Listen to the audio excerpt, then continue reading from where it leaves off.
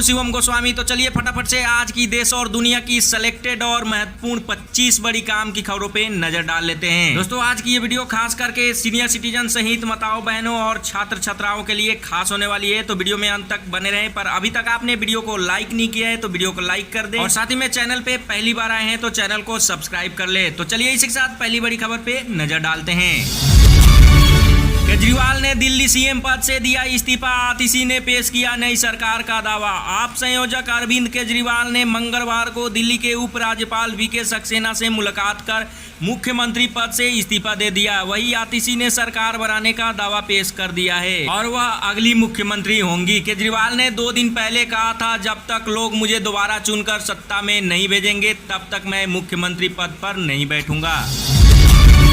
वही LG VK Saxena ने आतिशी को दिल्ली की सीएम बनाए जाने के ऐलान पर उनका स्वागत किया है। आतिशी को दिल्ली की भावी मुख्यमंत्री बनाए जाने के बाद उपराज्यपाल वीके सक्सेना ने कहा कि उनका स्वागत है। उन्होंने कहा, मुख्यमंत्री अरविंद केजरीवाल शाम 4:30 बजे मुझसे मिलने आ रहे हैं, उनका स्वागत है। पत्रकारों द्वारा आतिशी जी और दिल्ली के भविष्य को कैसे देखते हैं जैसे सवाल पूछे जाने पर उपराज्यपाल धन्यवाद कहकर आगे बढ़ गए। अब चलिए खबरों में आगे बढ़ते हैं। वही सुप्रीम कोर्ट ने देश में बुलडोजर एक्शन पर 1 अक्टूबर तक लगाई रोक। सुप्रीम कोर्ट ने 1 अक्टूबर को अगली सुनवाई तक अनुमति के बिना देश में बुलडोजर से कार्रवाई पर अंतरिम रोक लगाने का आदेश दिया है। सॉलिसिटर जनरल तुषार मेहता द्वारा इस पर आपत्ति जताए जाने पर कोर्ट ने कहा कि कुछ समय के लिए तोड़फोड़ रोकने से आसमान नहीं गिर जाएगा। सड़क, रेलवे व सार्वजनिक अतिक्रमणों पर यह लागू नहीं होगा।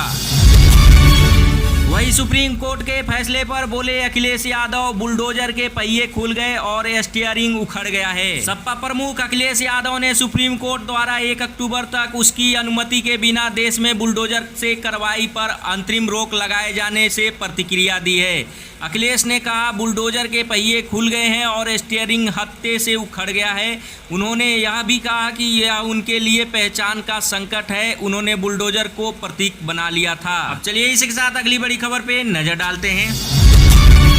वही अगली खबर, खड़गे ने पीएम मोदी को लिखा पत्र, कहा राहुल पर हिंसक बयान देने वालों पर करे कार्रवाई। कांग्रेस अध्यक्ष मल्लिकार्जुन खड़गे ने प्रधानमंत्री नरेंद्र मोदी को पत्र लिखकर रेल मंत्री रवनीत बिट्टू समेत उन नेताओं के खिलाफ कानूनी कार्रवाई की मांग की है जिन्होंने लोकसभा में नेता प्रतिपक्ष राहुल गांधी के खिलाफ आपत्तिजनक एवं हिंसक बयान दिए हैं। उन्होंने कहा, अपेक्षा करता हूँ आप अपने नेताओं पर अनुशासन और मर्यादा का अंकुश लगाएं।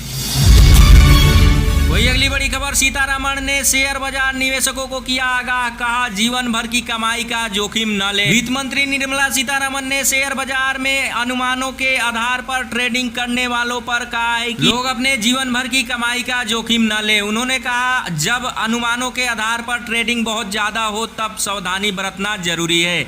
हमें सुनिश्चित करना होगा कि लोग अधिक जोखिम लेने वाले स्टॉक्स में अपने जीवन भर की कमाई न लगाएं। अब चलिए खबरों में आगे बढ़ते हैं।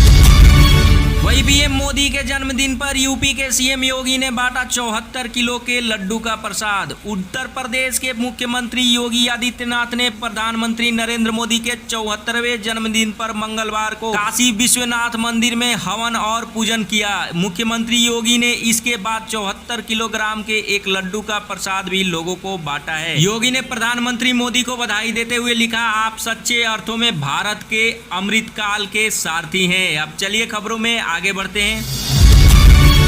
वही साउथ के एक्टर पवन कल्याण ने हिंदी में पोस्ट कर दी पीएम मोदी को जन्मदिन की बधाई। साउथ के एक्टर व आंध्र प्रदेश के उप मुख्यमंत्री पवन कल्याण ने प्रधानमंत्री नरेंद्र मोदी के 74वें जन्मदिन पर सोशल मीडिया पर हिंदी में पोस्ट कर उन्हें जन्मदिन की बधाई दी है।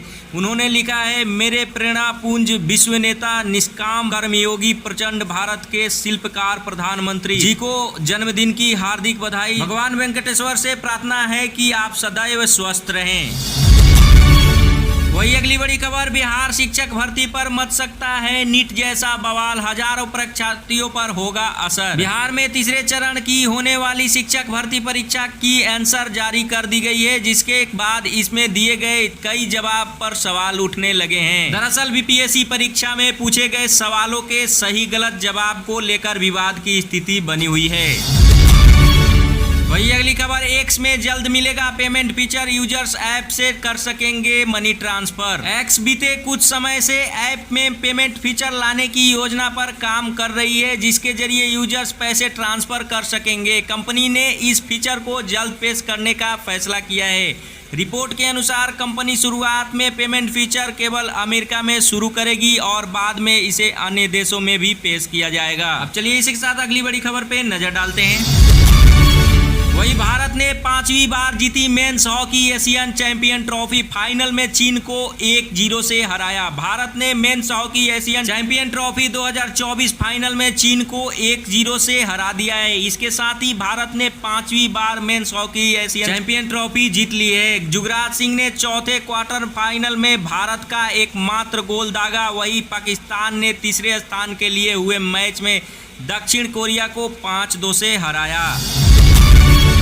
वही अगली खबर, डॉक्टरों से बैठक के बाद सीएम ममता ने लिया बड़ा एक्शन, कोलकाता कमिश्नर व 2 अफसरों पर गिरी गाज। कोलकाता के RG Kar medical college rape murder case को लेकर जूनियर डॉक्टर्स के साथ 2 घंटे से अधिक समय तक चली बैठक के बाद पश्चिम बंगाल की मुख्यमंत्री ममता बनर्जी ने बताया है कि डॉक्टर्स की 4 मांगे थी। उन्होंने बताया कि कोलकाता के पुलिस कमिश्नर विनीत गोयल और स्वास्थ्य विभाग के 2 अधिकारियों को हटाने का फैसला किया गया है। अब चलिए अगली खबर पे नजर डालते हैं। वही 2050 से पहले सुपर बग्स के कारण 3.9 करोड़ लोगों की हो सकती है मौत। Study global research on anti microbial registration project द्वारा की गई स्टडी में बताया गया है कि 2050 से पहले दवा प्रतिरोधी सुपर बग्स के कारण 3.9 करोड़ से अधिक लोगों की मौत हो सकती है। सुपर बग्स बैक्टीरिया या पैथोजन के स्ट्रेन होते हैं जिन पर एंटीबायोटिक्स दवाओं का असर नहीं होता है और ग्लोबल हेल्थ के लिए इसे बढ़ता खतरा बताया गया है।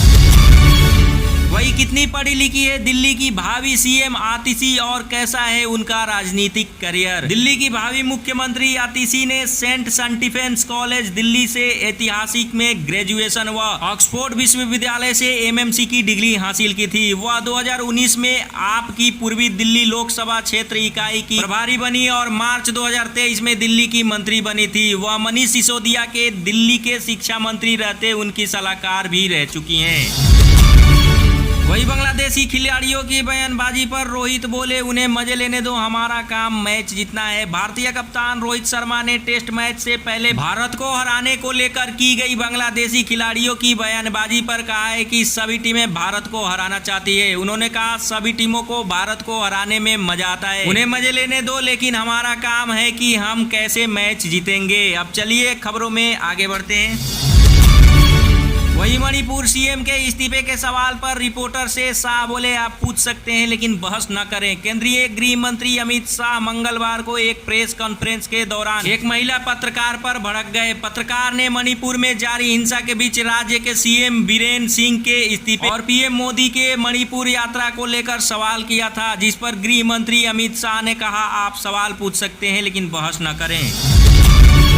तो दोस्तों आज की बड़ी खबरों का सिलसिला यही तक। आपके प्यार और सपोर्ट हमारे इजी टॉक्स न्यूज़ चैनल पे बनाए रखने के लिए धन्यवाद। अगर आपको ये वीडियो थोड़ी सी भी अच्छी और इन्फॉर्मेटिव लगी हो तो वीडियो को एक लाइक कर दे और साथ ही साथ ज़्यादा से ज़्यादा शेयर कर दे। अगर चैनल पे पहली बार आए हैं तो चैनल को सब्सक्राइब कर लें। तो मिलते हैं नेक्स्ट वीडियो में, तब तक के लिए धन्यवाद। जय हिंद।